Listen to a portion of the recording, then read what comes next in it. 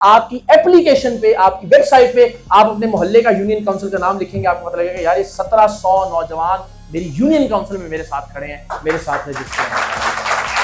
کہ اگر آپ میں سے کوئی چیئرمین بن گیا اپنے علاقے کا، یا آپ کا ہمسایہ چیئرمین ہوا اور آپ نے تعلیم کا، صحت کا، روڈ کا، ٹرانسپورٹ کا، پولیس کا مسئلہ اپنے علاقے میں حل کر لیا، تو ان تیوانوں، کھوسوں، جتوئیوں، لغاریوں، بازاریوں، مخدوموں، سرداروں، وڈیروں اور چودھریوں کو کون پوچھے گا؟ اگر ایک نوجوان نے اپنا مسئلہ تعلیم کا، صحت کا، روڈز کا، پولیس کا اپنی گلی میں، اپنے محلے میں حل کرنا شروع کر دیا، تو پھر ڈبوں پہ ان کی تصویریں لگانے کی کیا ضرورت رہے گی؟ عام آدمی الیکٹ ہوگا تو تب جا کے پاکستان کے مسائل حل ہوں گے۔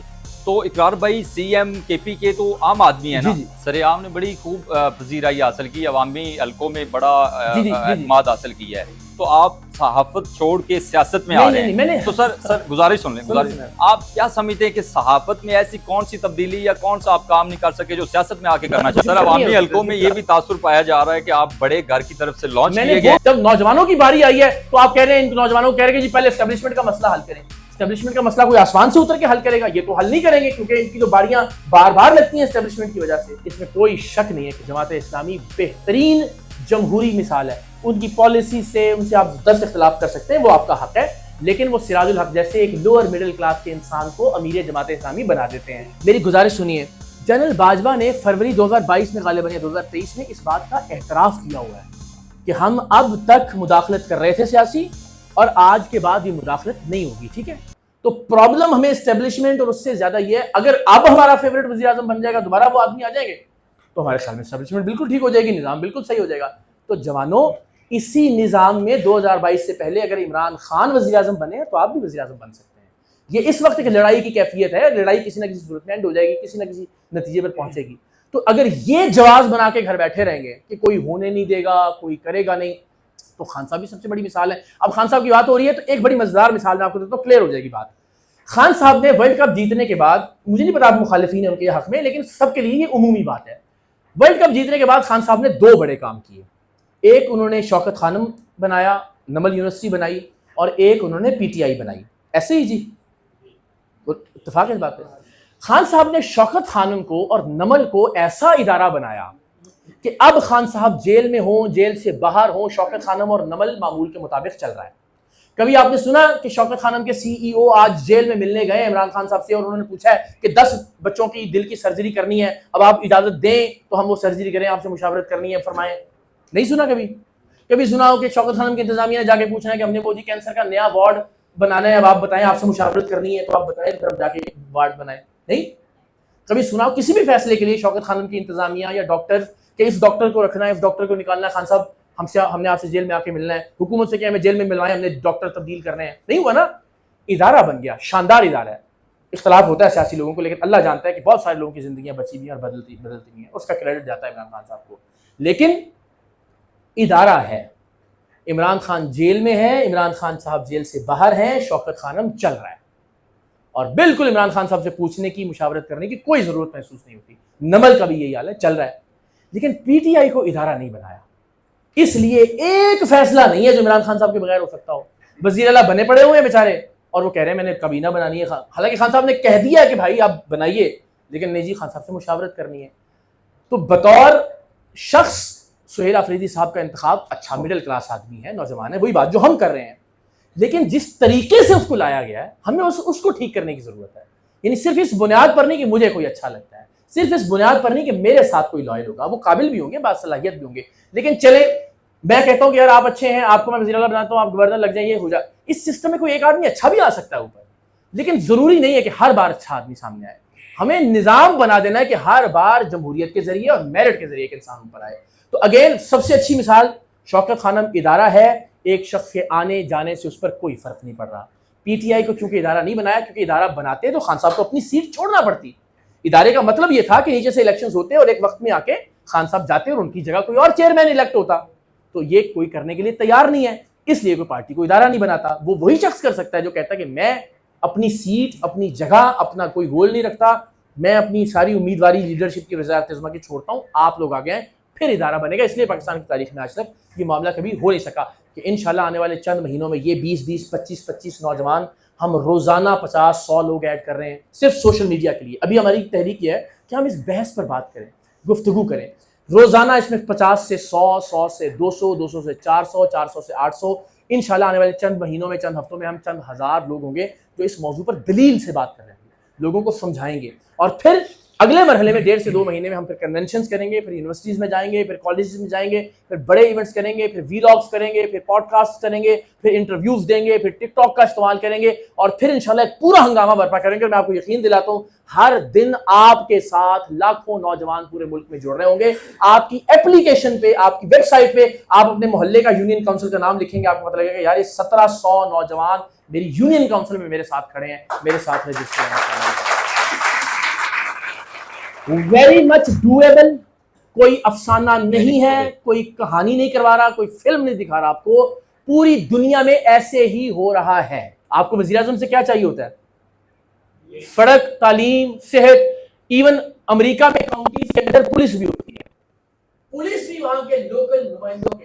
لیکن چونکہ ہمارے کسی سیاسی رہنما کو یہ توفیق نہیں تھی کہ وہ اپنی شخصیت کے بت کے علاوہ کسی اور کو، آج تک ان نام نہاد جمہوری سیاستدانوں نے ٹھیک طرح سے بلدیاتی الیکشن نہیں ہونے دیے. اس وجہ سے کہ اگر آپ میں سے کوئی چیئرمین بن گیا اپنے علاقے کا، یا آپ کا ہمسایہ چیئرمین ہوا اور آپ نے تعلیم کا، صحت کا، روڈ کا، ٹرانسپورٹ کا، پولیس کا مسئلہ اپنے علاقے میں حل کر لیا، تو ان ٹیوانوں، کھوسوں، جتوئیوں، لغاریوں، بازاریوں، مخدوموں، سرداروں، بڈیروں اور چودھریوں کو کون پوچھے گا گلی میں؟ یا تو آپ ہوں گے چیئرمین یا آپ کا ہمسایہ ہوگا. رات 2 بجے بھی دروازہ کھٹکھٹائیں گے اس کا جا کے، یار میری نالی ٹوٹی ہے بھائی جان، ٹھیک ہے.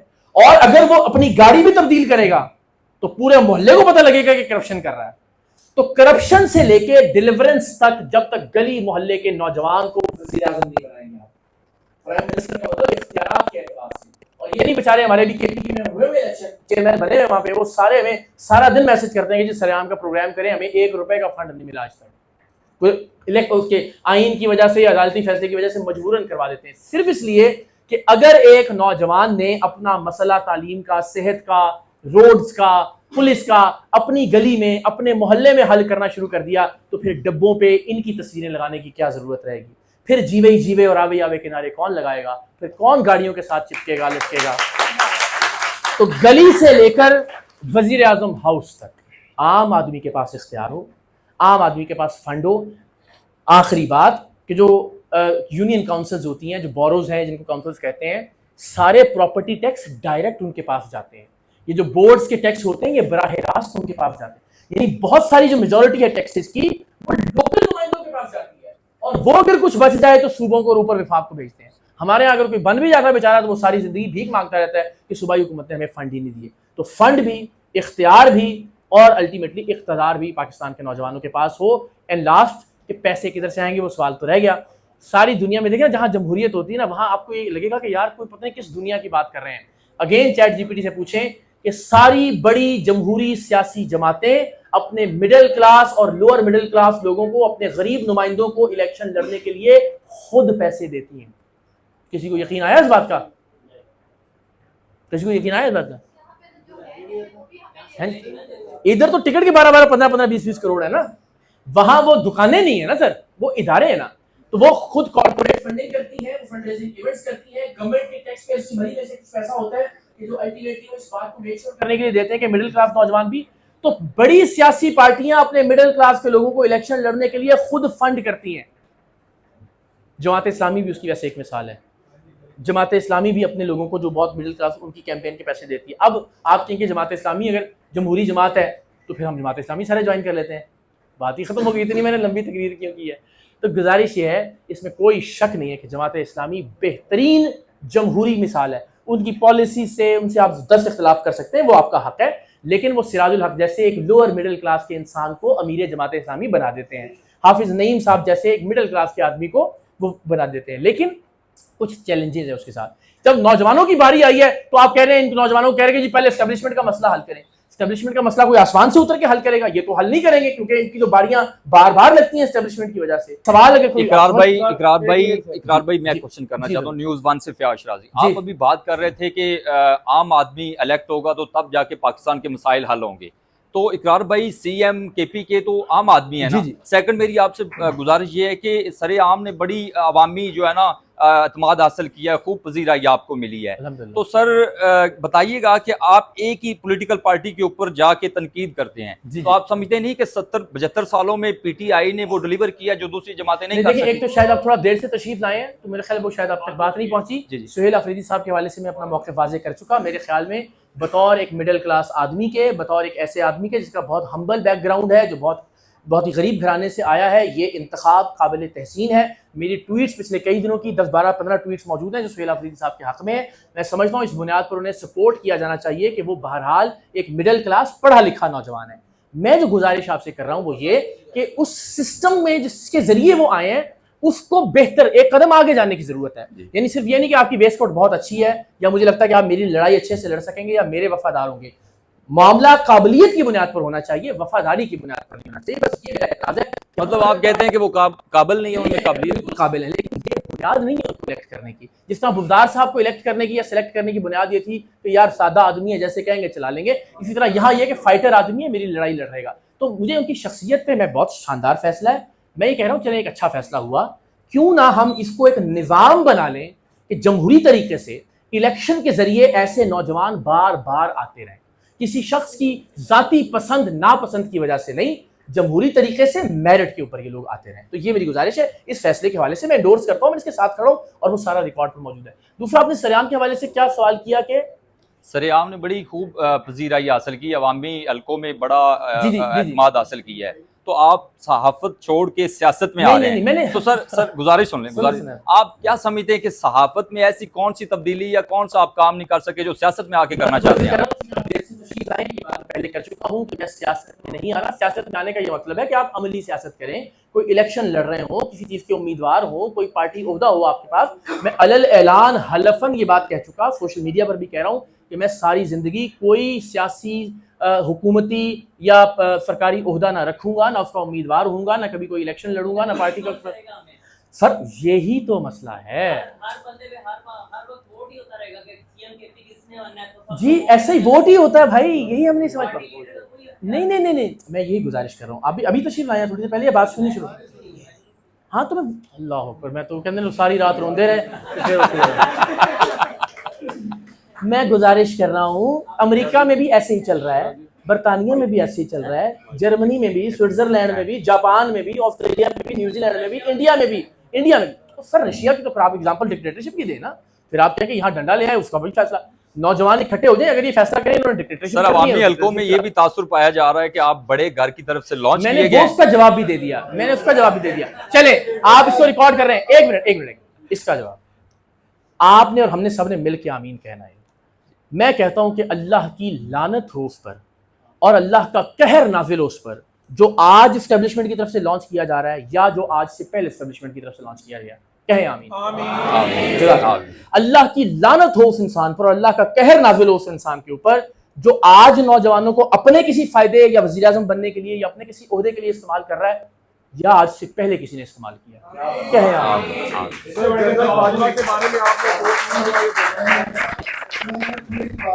میرا خیال ہے کہ کوئی کہیں 60 سال ہے، کہیں عمر اوپر نیچے ہے، 65 بھی ہے، کہیں کچھ بھی ہے. اس کا مطلب ہے کہ شاید ان کو یہ لگتا ہے کہ بس وہ ایک فیصلہ سازی کی وہ جو توانائی ہے، وہ جو انرجی ہے، وہ چیزیں ذرا کم ہو جاتی ہیں. اس کی جگہ ینگ لوگوں کو آنا چاہیے. یہ بات ٹھیک ہے. یہ تو دیکھیں نا، وہ ہونا چاہیے، ان کی آواز ہونی چاہیے، جمہوریت کے لیے آواز ہونی چاہیے. اصل میں سر دیکھیے، مجھے لگتا ہے کہ یہ پرسپیکٹو کا فرق ہے نا. اگر آپ ایک برطانوی شہری کے پرسپیکٹو سے دیکھیں گے تو وہ ان کے انٹرسٹ کو سیف گارڈ کر رہا ہے. آپ کے اور میرے نزدیک وہ بہت برا ہے. یعنی ہم نے جس طرح انڈیا کی مثال بھی دی تو نریندر مودی انڈیا کے لوگوں کی نظر سے دیکھیں گے تو شاید ان میں سے بہت سارے لوگوں کا ہیرو ہوگا، آپ کے اور میرے لیے ولن ہے. اسی طرح امریکہ کی یا برطانیہ کی مثال لیں تو جو ان کا نقطہ نظر ہے اس کے مطابق وہ شاید ٹھیک ہے اور ہمارے نزدیک وہ ولن ہے. لیکن یہ بات ٹھیک ہے کہ اگر وہ چاہیں تو پاکستان میں وہ تو انفارچونیٹلی ہمارے ڈکٹیٹر جو بھی سپورٹ کرتے رہے ہیں تو آئی ایگری اس کی بات ٹھیک ہے. لیکن ہم بات کر رہے ہیں کہ ان کے لوگوں کی حد تک، ان کی معیار زندگی کی حد تک، ان کی لائف سٹائل کی حد تک وہ ٹھیک ملک چل رہے ہیں، وہاں جمہوریت بھی ٹھیک طریقے سے چل رہی ہے، ان انٹرپٹڈ چل رہی ہے. اور الٹیمیٹلی یہ سوال آپ کا سوال میرا بھی سوال ہے اسی طرح سے جیسے آپ کا سوال ہے. میری گزارش سنیے. جنرل باجوہ نے فروری 2022 میں غالباً یا 2023 میں اس بات کا اعتراف کیا ہوا ہے کہ ہم اب تک مداخلت کر رہے تھے سیاسی اور آج کے بعد یہ مداخلت نہیں ہوگی. ٹھیک ہے. تو چونکہ ایک آدمی تسلیم کر چکا ہے کہ وہ مینڈیٹ چوری کر رہا تھا، سیاست میں مداخلت کر رہا تھا، اس کو آپ علل اعلان چور کہہ سکتے ہیں، اس نے خود مانا ہوا ہے. دوسرے کسی کے بارے میں آپ کے پاس کوئی ثبوت ہے یا کوئی ایسا ایویڈنس موجود ہے، آپ اور میں مل کے یہاں تشریف لائیں، ہم دونوں اس کو مل کے کہتے ہیں کہ وہ چور ہے۔ تو میں یہ کہہ رہا ہوں میرے پاس بھی کوئی ثبوت یا کوئی ایویڈنس یا ڈاکومنٹ نہیں ہے جس کی بنا پہ میں ان کو چور کہہ سکوں۔ جب آپ کہیں گے میں کرتا ہوں ان سارے لوگوں کی موجودگی میں میرے سر اتار دیں، گردن اتار دیں، میں اس کو چور کہوں گا، لیکن کوئی ایویڈنس ہے تو پیش کیجئے۔ جی